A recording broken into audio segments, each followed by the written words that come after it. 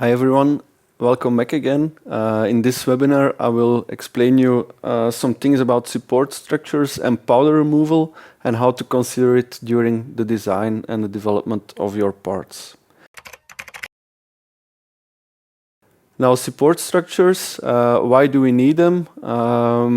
It actually depends on the technology, but as a rule of thumb we use it to support every overhanging surface, which is under an angle of 45 degrees compared to the building platform. For some technologies, we needed to connect the part to the base plate. For example, for stereolithography, where we print in a liquid. If we don't use the supports, the part will risk to start floating within the liquid. And a very important thing to consider is all the support structures we are printing are in the same material as the printed part itself. So if we remove it afterwards, it's waste. On this slide, you can see some examples of support structures. For example, for metal parts on the top left.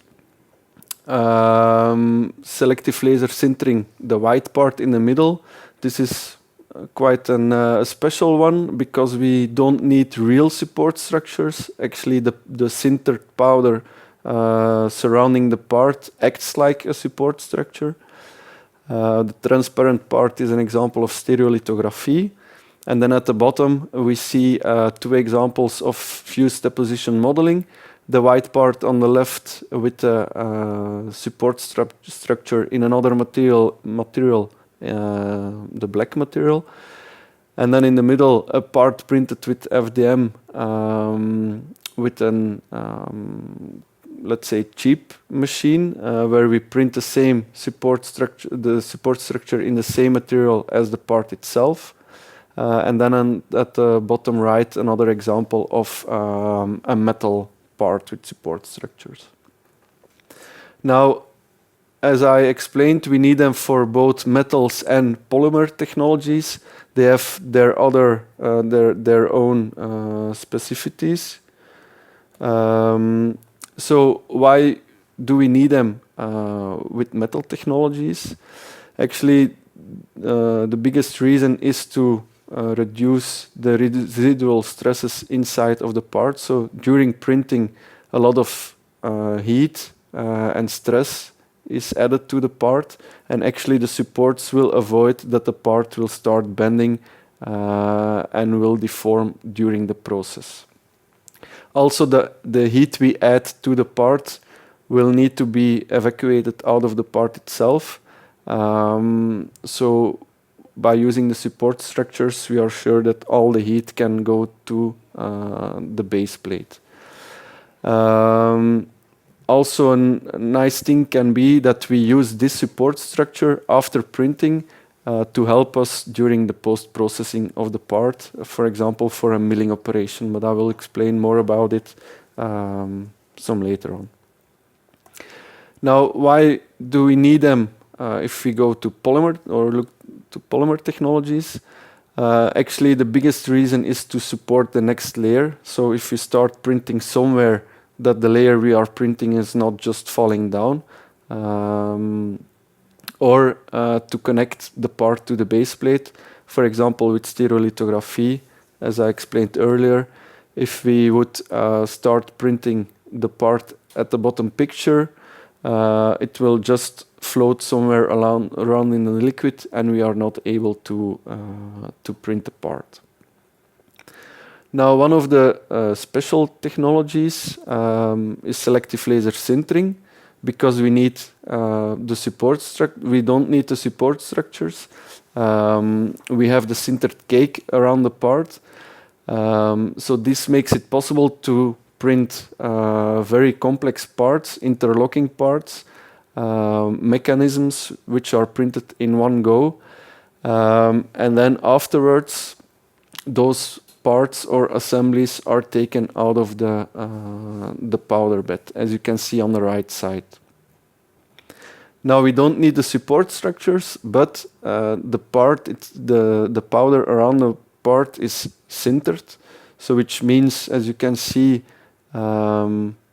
at the picture at the top in the middle, that there is like a cake around the part, which is more or less difficult sometimes to remove. So, for example, if we have long channels within a part or we have a blind hole, it can become quite challenging to remove the powder.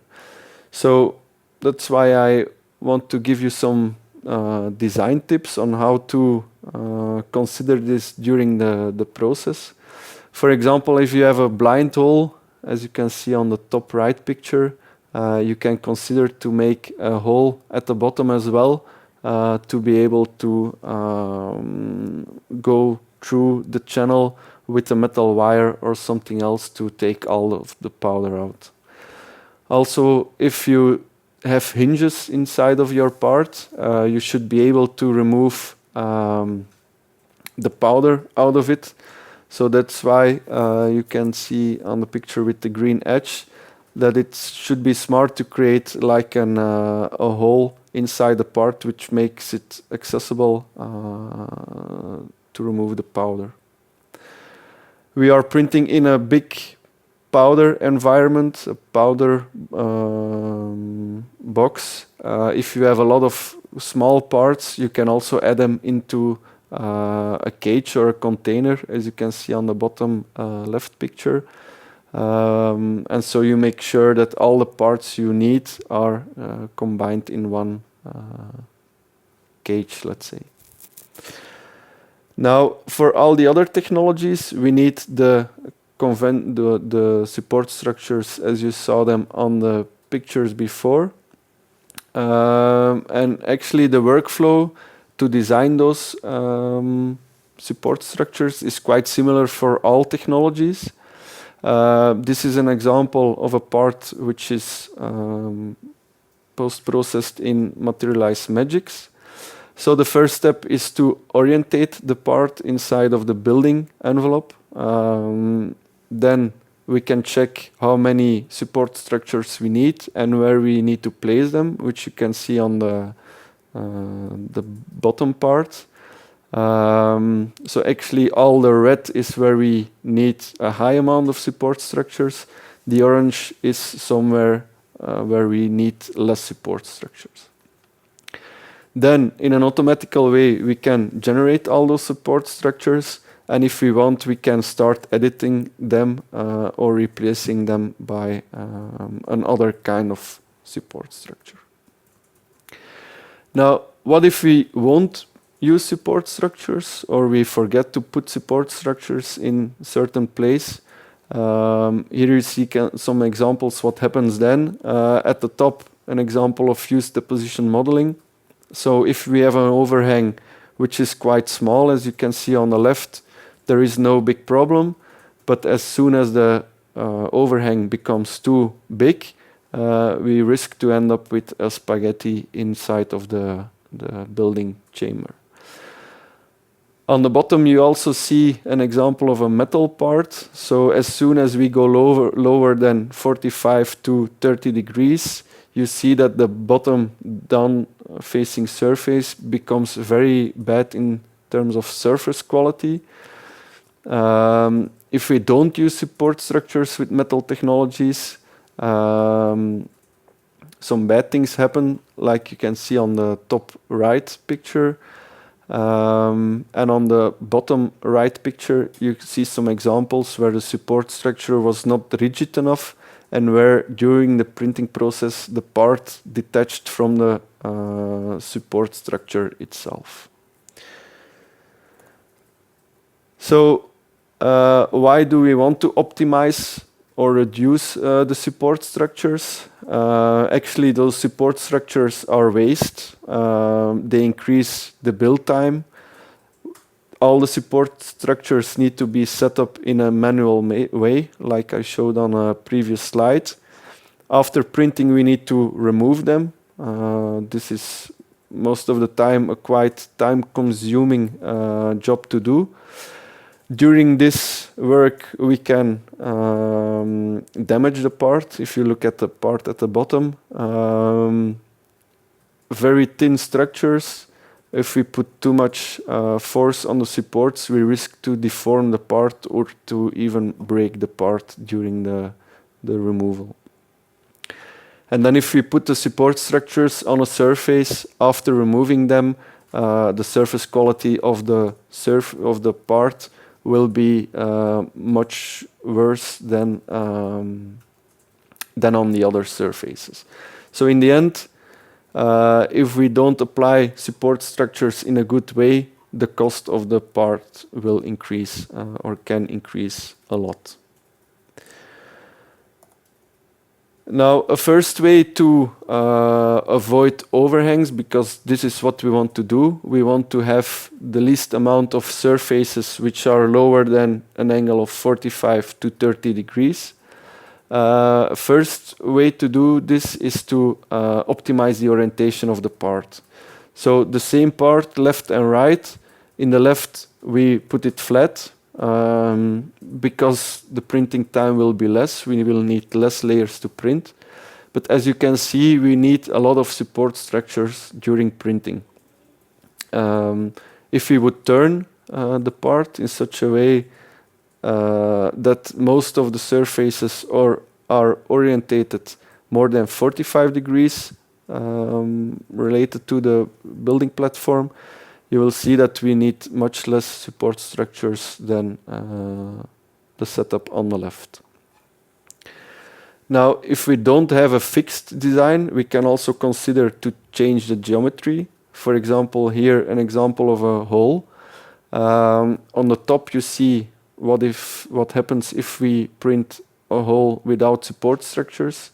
And actually on the top you will see that we have kind of dross forming because the material falls down during printing.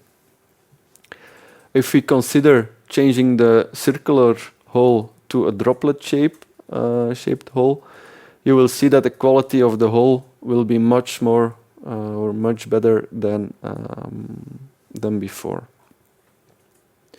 Now this is a very simple example.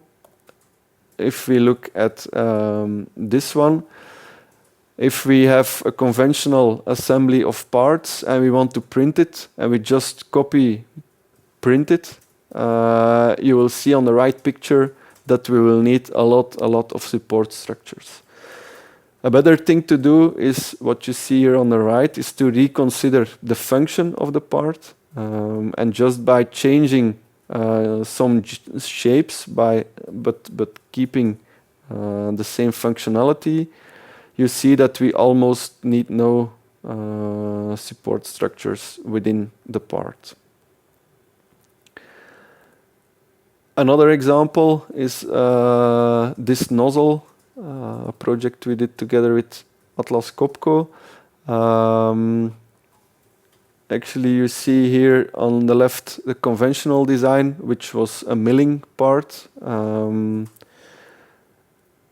And here you see that after redesigning and printing, that actually during the design we already considered the printing setup.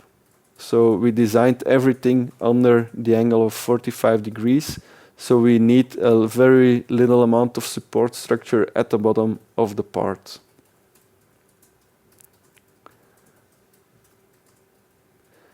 Here an example, also a part redesign we did with Atlas Copco. On the left, the conventional part, which was an assembly of multiple parts. We went to 3D printing or additive manufacturing. We redesigned the part, also taking into account already how we would produce it. And then on the right picture, you see 3 possible orientations to print the part. On the left of the 3, it's the orientation, how we intended to print it and for which orientation we made the design. And then if you see or you look at the 2 right pictures, you see that if we just change the orientation, we need a lot more support structures, which will become even impossible to take out of the part itself. So if you design a part for a certain technology, a certain orientation, it's very important to communicate with the company who will produce the part, that they print the part in the way you intended to do so. Another thing we can play with is also the density of the support structures.